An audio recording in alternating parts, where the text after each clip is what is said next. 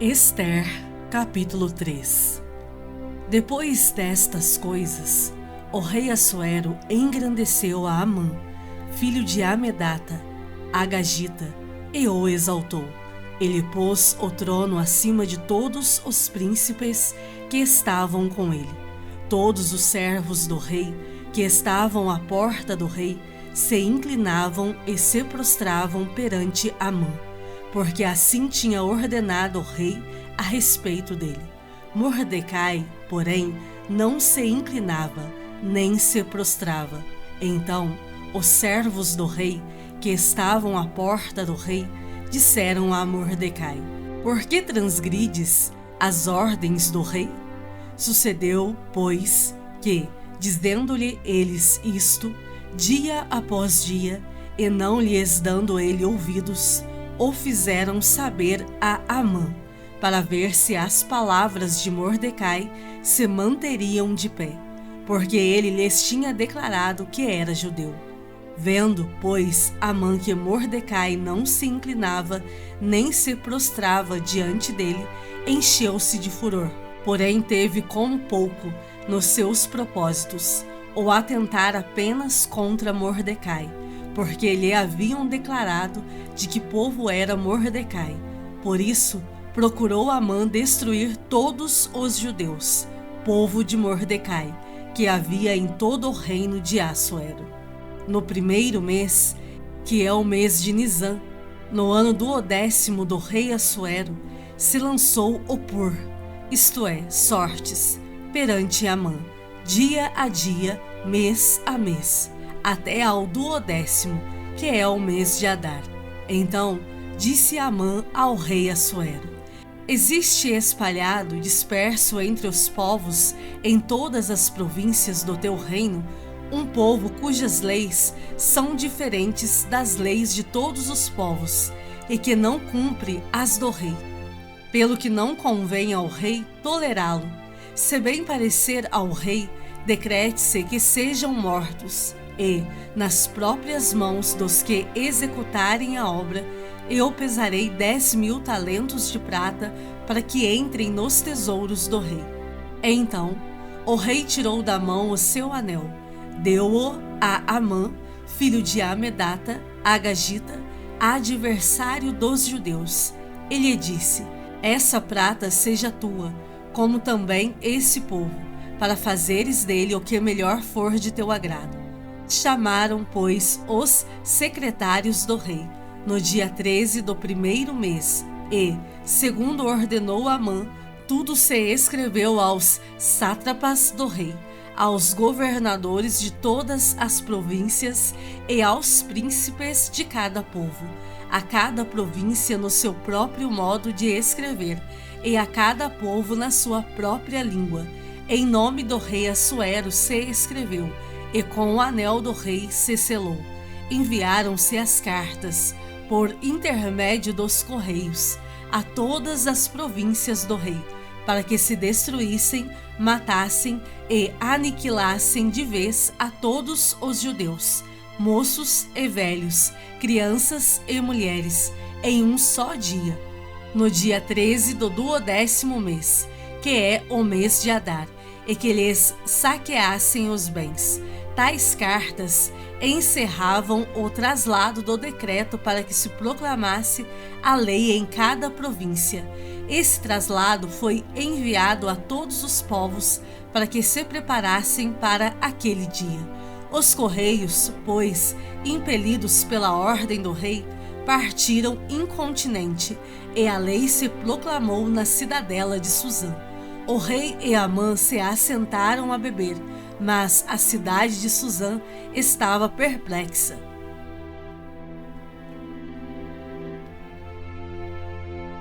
Ester, capítulo 4. Ester, capítulo 4. Quando soube Mordecai tudo quanto se havia passado, rasgou as suas vestes e se cobriu de pano de saco e de cinza, e, saindo pela cidade, clamou com grande e amargo clamor, e chegou até a porta do rei.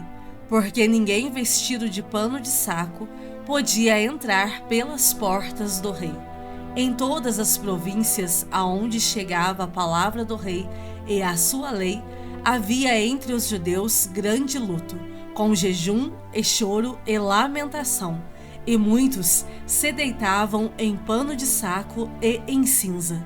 Então vieram as servas de Ester e os eunucos e fizeram-na saber, com o que a rainha muito se doeu, e mandou roupas para vestir a Mordecai e tirar-lhe o pano de saco, porém ele não as aceitou. Então Ester chamou a Ataque, um dos eunucos do rei, que este lhe dera para a servir. Ele ordenou que fosse a Mordecai para saber que era aquilo e o seu motivo. Saiu, pois, Ataque à praça da cidade para encontrar-se com Mordecai à porta do rei. Mordecai lhe fez saber tudo quanto lhe tinha sucedido, como também a quantia certa da prata que Amã prometera pagar aos tesouros do rei pelo aniquilamento dos judeus. Também lhe deu o traslado do decreto escrito que se publicara em Susã para os destruir, para que o mostrasse a Ester e a fizesse saber, a fim de que fosse ter com o rei, e lhe pedisse misericórdia e, na sua presença, lhe suplicasse pelo povo dela. Tornou, pois, Ataque e fez saber a Ester as palavras de Mordecai. Então respondeu Ester a Ataque e mandou-lhe dizer a Mordecai: todos os servos do rei e o povo das províncias do rei sabem que, para qualquer homem ou mulher que, sem ser chamado, entrar no pátio interior para avistar-se com o rei, não há senão uma sentença, a de morte, salvo seu rei estender para ele o cetro de ouro, para que viva. E eu, nestes 30 dias, não fui chamada para entrar ao rei. Fizeram saber a Mordecai as palavras de Ester. Então lhes disse Mordecai que respondessem a Ester: não imagines que, por estares na casa do rei, só tu escaparás entre todos os judeus. Porque, se de todo te calares agora, de outra parte se levantará para os judeus socorro e livramento. Mas tu e a casa de teu pai perecereis. E quem sabe se para conjuntura como esta é que foste elevada rainha. Então disse Ester que respondessem a Mordecai: vai, ajunta todos os judeus que se acharem em Susã, e jejuai por mim, e não comais, nem bebais por 3 dias, nem de noite, nem de dia. Eu e as minhas servas também jejuaremos. Depois irei ter com o rei, ainda que é contra a lei. Se perecer, pereci.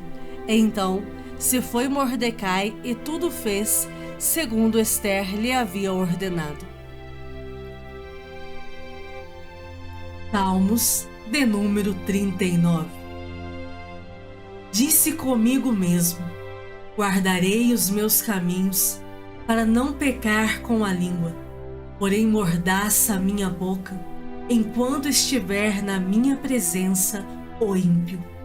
Emudeci em silêncio, calei acerca do bem, e a minha dor se agravou. Esbraseou-se-me no peito o coração, enquanto eu meditava, ateou-se o fogo. Então disse eu com a própria língua: dá-me a conhecer, Senhor, o meu fim, e qual a soma dos meus dias, para que eu reconheça a minha fragilidade. Deste aos meus dias o comprimento de alguns palmos. A tua presença, o prazo da minha vida, é nada. Na verdade, todo homem, por mais firme que esteja, é pura vaidade. Com efeito, passa o homem como uma sombra, em vão se inquieta, amontoa tesouros e não sabe quem os levará. E eu, Senhor, que espero, tu és a minha esperança. Livra-me de todas as minhas iniquidades. Não me faças o opróbrio do insensato. Emudeço, Não abro os lábios, porque tu fizeste isso. Tira de sobre mim o teu flagelo, pelo golpe de tua mão, estou consumido. Quando castigas o homem com repreensões por causa da iniquidade, destróis nele como traça o que tem de precioso. Com efeito, todo homem é pura vaidade. Ouve, Senhor, a minha oração. Escuta-me quando grito por socorro. Não te emudeças à vista de minhas lágrimas, porque sou forasteiro à tua presença, peregrino como todos os meus pais o foram. Desvia de mim o olhar, para que eu tome alento, antes que eu passe e deixe de existir. Lucas, capítulo 2. Naqueles dias foi publicado um decreto de César Augusto, convocando toda a população do império para recensear-se. O primeiro recenseamento, foi feito quando Quirino era governador da Síria. Todos iam alistar-se, cada um à sua própria cidade. José também subiu da Galileia, da cidade de Nazaré, para a Judéia, a cidade de Davi, chamada Belém, por ser ele da casa e família de Davi, a fim de alistar-se com Maria, sua esposa, que estava grávida. Estando eles ali, aconteceu completarem-se-lhe os dias, e ela deu à luz o seu filho primogênito. Enfaixou-o e o deitou numa manjedoura, porque não havia lugar para eles na hospedaria. Havia naquela mesma região pastores que viviam nos campos e guardavam o seu rebanho durante as vigílias da noite. E um anjo do Senhor desceu aonde eles estavam, e a glória do Senhor brilhou ao redor deles, e ficaram tomados de grande temor. O anjo, porém, lhes disse: Não temais, eis aqui vos trago boa nova de grande alegria, que o será para todo o povo. É que hoje vos nasceu na cidade de Davi o Salvador, que é Cristo, o Senhor. E isto vos servirá de sinal: encontrareis uma criança envolta em faixas e deitada em manjedoura. E subitamente apareceu com o anjo uma multidão da milícia celestial, louvando a Deus e dizendo: Glória a Deus nas maiores alturas, e paz na terra entre os homens a quem ele quer bem. E ausentando-se deles, os anjos para o céu, diziam os pastores uns aos outros: Vamos até Belém e vejamos os acontecimentos que o Senhor nos deu a conhecer. Foram apressadamente e acharam Maria e José e a criança deitada na manjedoura. E vendo-o, divulgaram o que lhes tinha sido dito a respeito deste menino.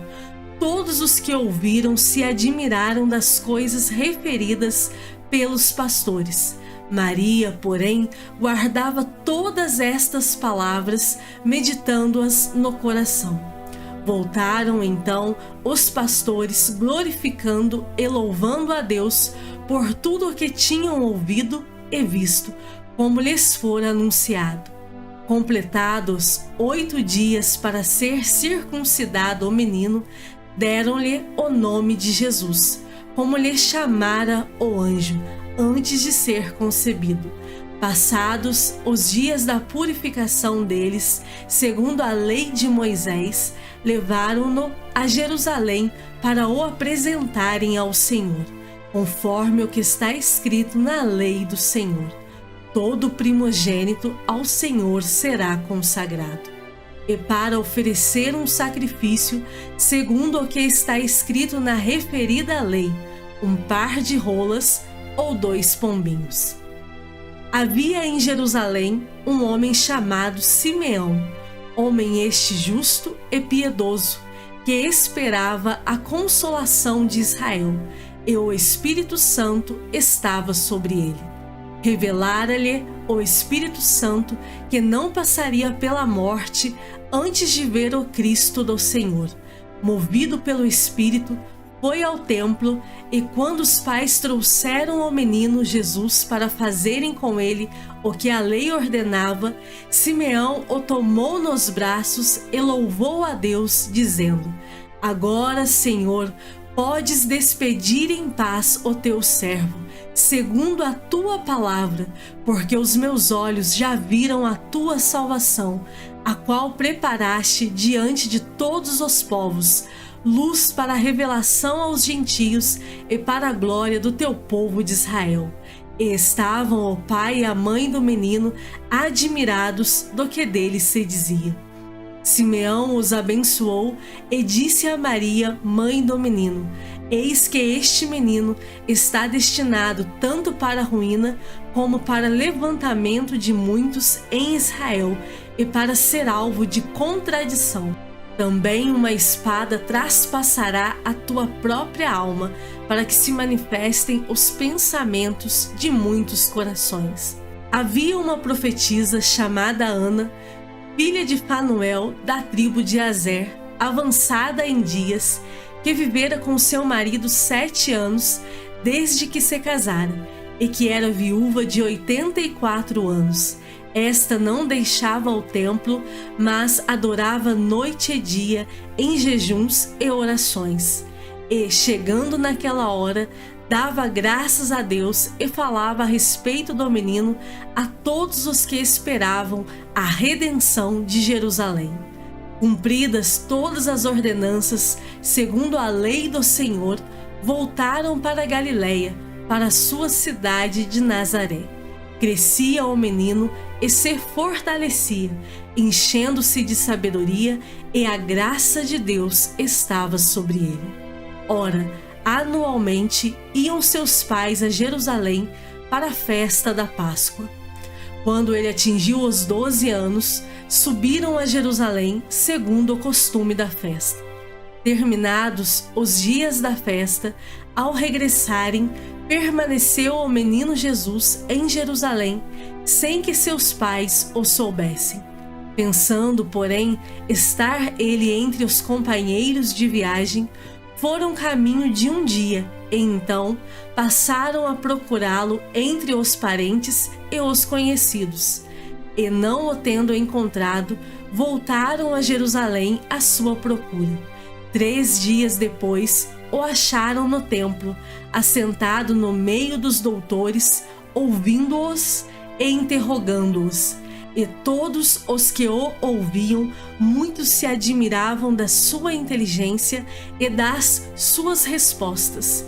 Logo que seus pais ouviram, ficaram maravilhados, e sua mãe lhe disse: Filho, por que fizeste assim conosco?